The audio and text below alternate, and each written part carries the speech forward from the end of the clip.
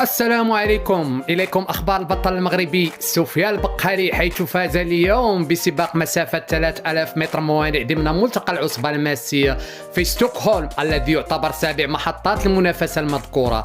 وتمكن البطل المغربي من قطع مسافة في توقيت 7 دقائق و9 ثواني و84 جزء من المئة. وكان سفيان البقالي قد أحرز أواخر شهر مايو الماضي المركز الأول في المسافة نفسها في ملتقى الرباط ضمن ثاني محطات العصبة الماسية، حيث سجل توقيت 7 دقائق و56 ثانية و68 جزء من المئة.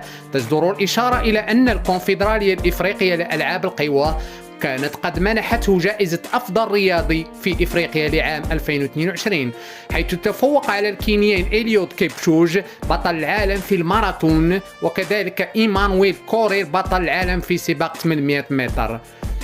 برافو سفيان البقالي، أنت البطل الذي وجب أن يحتفى به دائما. كنت خير سفير للرياضة المغربية، أمثالك دائما في القمة وستكون دائما في القمة. شكرا لك من القلب، والسلام عليكم ورحمة الله. أترككم مع صور، مع فيديو يوضح السباق.